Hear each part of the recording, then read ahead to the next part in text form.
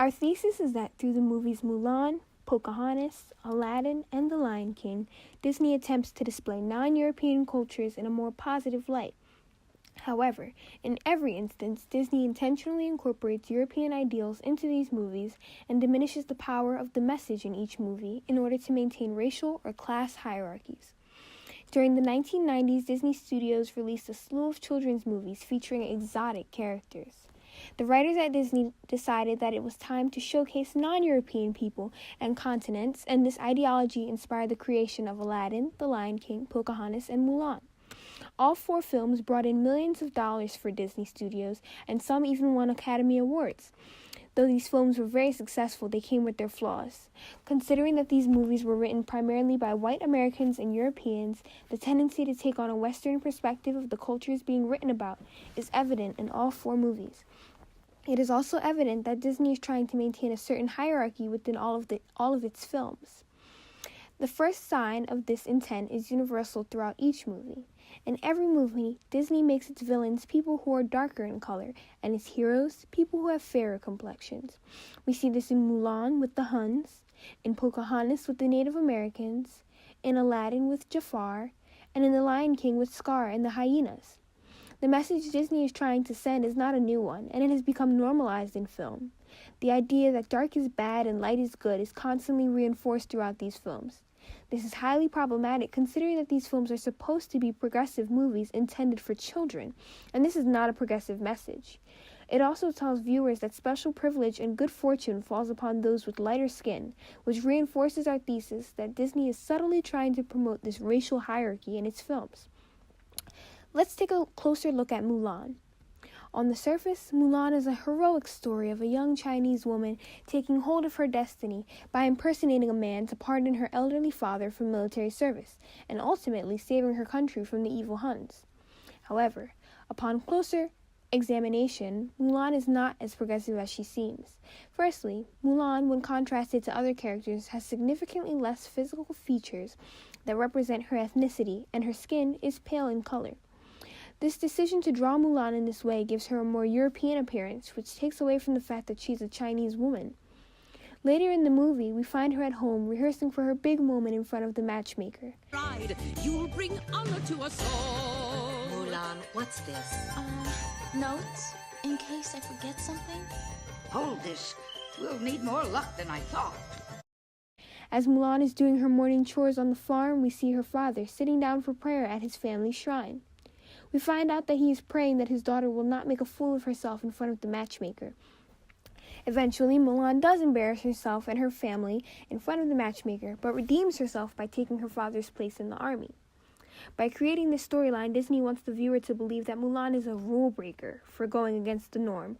However, Mulan doesn't actually question traditional roles at any point. When she is sent to the matchmaker, she genuinely tries to conform to the feminine ideal and feels like she has failed her family when she doesn't. Even when she joins the army, it is not out of a belief that she is equal to a man, but because she wants to save her father. So though Mulan is a rebel, per se, she still sticks to the traditional European way of abiding by cultural norms and government dictations even when she does not agree.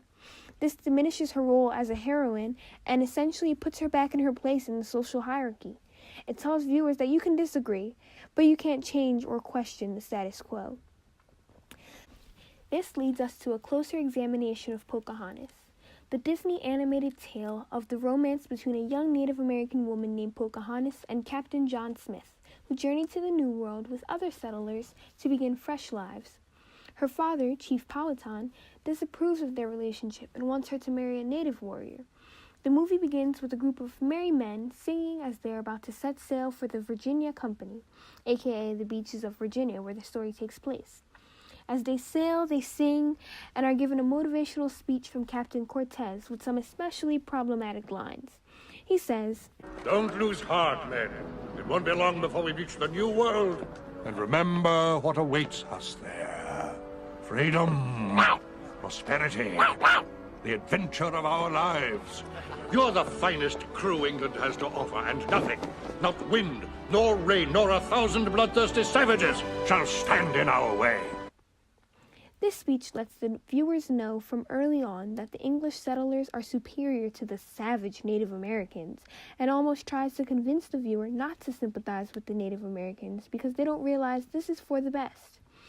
Immediately after this scene, we see the Native Americans singing and beating on drums as they bring in their season's harvest and tend to the soldiers who are just coming home from war to receive their praise from the village people. This scene is a sharp contrast to all the previous references to these people as ignorant savages. Here, Disney is trying to showcase Native Americans and how beautiful and peaceful their culture is, but also subtly tell the viewer to keep in mind that these people and their way of life is inferior to the Europeans. This message is continually reinforced throughout the movie, with moments containing sharp contrasts. We see it again when Mulan is observing John Smith from afar, and he spots her before she spots him. During this time, he has his gun aimed at her, ready to kill, until she turns around and the audience gets to admire her beautiful physique.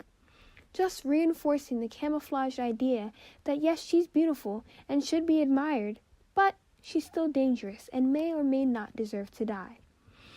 And the trend continues in our examination of Aladdin. This movie tells the story of a poor Middle Eastern boy in the land of Agrabah who works his way up with the help of his pet monkey Abu and the genie who grants him 3 wishes. On the surface, this movie teaches the importance of taking chances, but also being aware of the consequences that follow. But give Aladdin a closer look and you'll come to see that what the movie is really saying is that the Middle East is inferior to the U.S. Aladdin is a poor boy who just wants to work his way up, but given his class standing, he's gotta eat to live and gotta steal to eat. Aladdin ends up meeting this genie and tricking Princess Jasmine into thinking that he's a prince so that she'll marry him and he'll no longer be poor. Similar to the American dream, but not quite. The classic American dream starts with a poor man who works hard and eventually earns enough money to do anything he can imagine. Disney is telling us that this is impossible in the Middle East unless you have a genie and 3 wishes, or unless you trick people of higher social status into helping you. So essentially, they're subtly telling the viewer that capitalism and the American dream are right, and the way that other countries govern themselves is inferior and wrong, or not as effective. We're also given these subconscious messages through Princess Jasmine.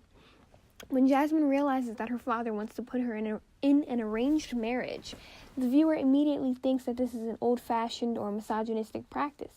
Jasmine herself becomes a symbol of Western feminism when she rebels against the practice of arranged marriage. Your Majesty, I am Prince Ali Ababwa. Just let her meet me. I will win your daughter. How dare you? All of you, standing around deciding my future? I am not a prize to be won. Oh dear. Because Jasmine is a protagonist and we are viewing the film from a Western perspective, we root for her when she rebels against tradition and aligns her actions and beliefs with Western values. In this way, the film causes us to subconsciously view Middle Eastern traditions as unethical and wrong, and Western traditions as fair and right. Last but not least, we must discuss The Lion King. In this film, Disney told the story of Simba, a young lion who is to succeed his father, Mufasa, as king of the Pride Lands. However, after Simba's paternal uncle Scar murders Mufasa, Simba is manipulated into thinking that he was responsible and flees into exile. He later returns to reclaim his place as king and end his evil uncle's reign. After watching the film, it is clear that there is a distinct social ladder in the Pride Lands. Mufasa and Simba have lightly colored fur, American accents, and good posture, and are effectively the good guys, finding themselves at the top of the social ladder. Meanwhile, Scar, with his British accent and darker fur, is the bad guy, and finds himself towards the bottom of the social ladder. Now, way at the bottom of this social ladder, we find the hyenas, with their dark fur, crazy eyes, slouched posture, and a variety of ethnic accents. They live in a dark elephant graveyard and are all voiced by people of color. If we focus on the scenes following Scar's takeover of the land, we see, as king, Scar allowed the hyenas to poach the land, and the Pride Land slowly fell into ruin. Rulership under Scar is so bad that drought and starvation take over the land, and eventually Simba has to come back to reclaim the throne and revive the land. What Disney is really trying to tell us here is that when the status quo is disrupted, everything falls apart. When someone who was lower in the social ladder tried to rise up, they ruined the entire system.